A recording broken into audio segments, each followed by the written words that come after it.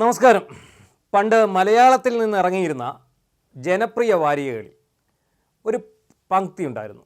സമസ്യാപൂരണം എന്നാണ് അതിൻ്റെ പേര്. അവസാനത്തെ ഒരു വരി കവിത അവിടെ പ്രസിദ്ധീകരിക്കും. അതിന് മുൻപുള്ള 3 വരി കൂടി എഴുതി അതൊരു സമ്പൂർണ്ണ ശ്ലോകമാക്കുന്ന പരിപാടിയാണ് സമസ്യാപൂരണം. വാരികയുടെ അവസാനത്തെ പേജിൽ ഇന്നത്തെ സമസ്യാപൂരണം എന്ന് പറഞ്ഞ് ഇങ്ങനെ ഒരു വരി കൊടുക്കും. പിന്നീട് 2 ലക്കം കഴിയുമ്പോൾ ഈ സമസ്യാപൂരണത്തിൽ തിരഞ്ഞെടുക്കപ്പെട്ട കവിതകൾ വാരികയിൽ അടിച്ചു വരും. ഈ സമസ്യാപൂരണം ഒരു രസകരമായ ഒരു വിനോദമായും അതിലുപരി തങ്ങളുടെ കവിത മെച്ചപ്പെടുത്താനും വേണ്ടി കണ്ടെത്തിയിരുന്ന ധാരാളം ആൾക്കാരുണ്ടായിരുന്നു. ഏതാണ്ട് അതേപോലെ ഒരു സമസ്യാപൂരണ വരിയാണ് ഇത്തവണത്തെ LDFിൻ്റെ തെരഞ്ഞെടുപ്പ് പ്രചാരണ മുദ്രാവാക്യം. ഇതുപോലെ LDF പഞ്ച് ലൈൻ അല്ലെങ്കിൽ ടാഗ് ലൈൻ എന്നൊക്കെ പറയാം. LDF അല്ലാതെ മറ്റാര് എന്നുള്ളതാണ് ആ വരി. ആ വരി ഒരു സമസ്യാ കവിത പൂരിപ്പിക്കുന്നത് പോലെ തന്നെ UDFകാർ പൂരിപ്പിച്ചു വെച്ചിട്ടുണ്ട്. LDF അല്ലാതെ മറ്റാര്. കഴിഞ്ഞ തവണത്തെ തെരഞ്ഞെടുപ്പിൽ LDF കൊടുത്തിരുന്ന മുദ്രാവാക്യം, അവരുടെ ടാഗ് ലൈൻ LDF വരും, എല്ലാം ശരിയാകും എന്നായിരുന്നു. എല്ലാം ശരിയാക്കിയത് കൊണ്ടായിരിക്കണം ഇത്തവണ LDF അല്ലാതെ മറ്റാര് എന്നുള്ള ഒരു ടാഗ് ലൈനാണ് നൽകിയിരിക്കുന്നത്. ഈ ടാഗ് ലൈനെ കോൺഗ്രസ് സൈബർ ഹാൻഡിലുകൾ നന്നായി ആഘോഷിക്കുകയാണ്. കാരണം ഇത്രയും ട്രോളാൻ പറ്റിയ ഒരു വരി ഇങ്ങനെ ട്രോളി സമസ്യ പൂരിപ്പിക്കുന്നത് പോലെ പൂരിപ്പിച്ച് LDFനെ ഒരു വഴിക്കാക്കാൻ പറ്റിയ മറ്റൊരു വരി ഇല്ല. കാരണം കഴിഞ്ഞ 5 വർഷത്തിനിടെ കേരളത്തിൽ സംഭവിച്ചിട്ടുള്ള പ്രമാദമായ വിഷയങ്ങളെല്ലാം ചേർത്ത് LDFിൻ്റെ ഈ സമസ്യ UDF സൈബർ ഹാൻഡിലുകൾ പൂരിപ്പിച്ചുകൊണ്ടിരിക്കുകയാണ്. ഇതിൽ പലതും വായിക്കുമ്പോൾ നമുക്ക് ചിരി വരും, ഒപ്പം തന്നെ ചിന്തിക്കാനും ധാരാളമുണ്ട്.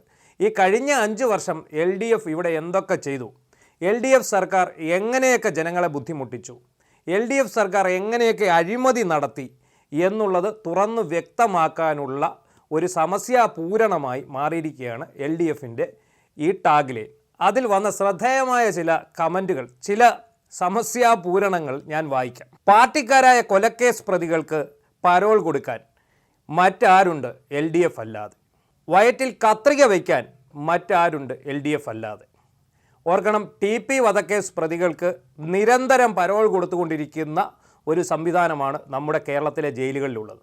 അവർക്കിഷ്ടപ്പെട്ട ജയിലുകളിലേക്ക് മാറ്റുക, അവർക്കിഷ്ടപ്പെട്ട ഭക്ഷണം നൽകുക, അവർക്കിഷ്ടപ്പെട്ട സമയത്ത് തോന്നുന്നത് പോലെ ഉപയോഗിക്കാൻ മൊബൈൽ ഫോണുകൾ ലഭ്യമാക്കുക, ലഹരി ലഭ്യമാക്കുക, അങ്ങനെ നിരവധി വാർത്തകൾ പുറത്തേക്ക് വന്നിട്ടുണ്ട്.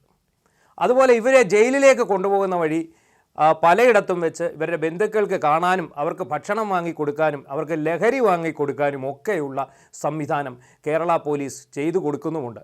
അപ്പോൾ ആ തരത്തിൽ നോക്കിയാൽ ഈ LDF അല്ലാതെ മറ്റാരുണ്ട് എന്നുള്ള പ്രയോഗം, കൊലക്കേസ് പ്രതികൾക്ക് നിരന്തരം പരോൾ കൊടുക്കാൻ LDF അല്ലാതെ മറ്റാരുണ്ട് എന്ന പ്രയോഗം നമുക്ക് വളരെ രസകരമാണ്. അതുപോലെ വയറ്റിൽ കത്രിക തിരുകാൻ LDF അല്ലാതെ മറ്റാരുണ്ട്.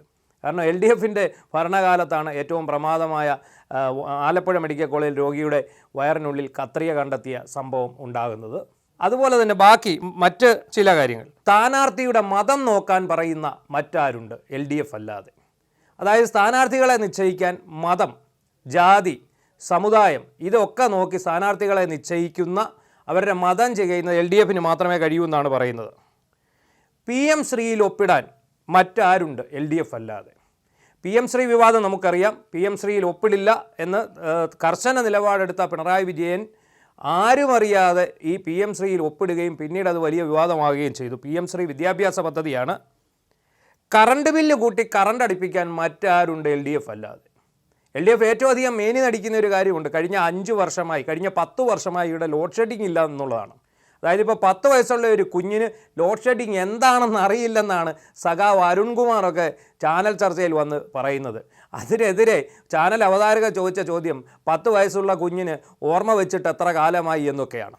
രക്തസാക്ഷി ഫണ്ട് മുക്കുന്നവരായി മറ്റാരുണ്ട് LDF അല്ലാതെ. കണ്ണൂരിലെ മധുസൂദനൻ്റെ വിഷയമാണ് കുഞ്ഞികൃഷ്ണൻ ഉയർത്തിക്കൊണ്ടുവന്ന രക്തസാക്ഷി ഫണ്ട് മുക്കൽ.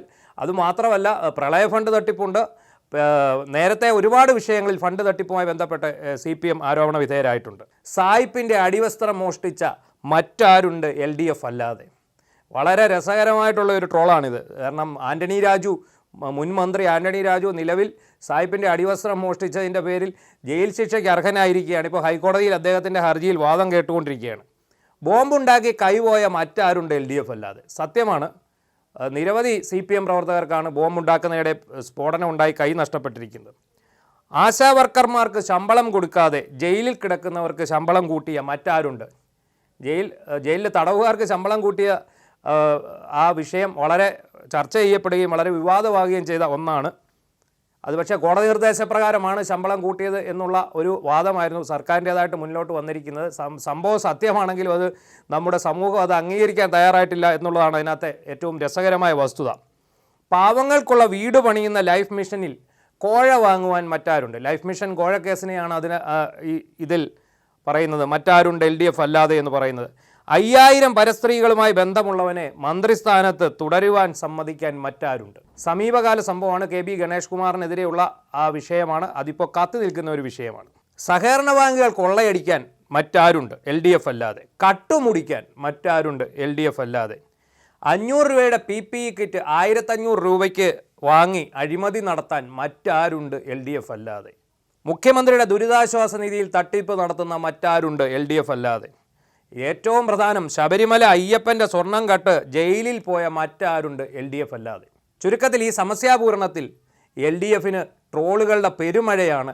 മറ്റാരുണ്ട് LDF അല്ലാതെ എന്നുള്ള ഒരു ടാഗ് ലൈൻ, ആ ടാഗ് ലൈൻ കാരണം LDF ഏറ്റവും കൂടുതൽ പുലിവാൽ പിടിച്ചുകൊണ്ടിരിക്കും.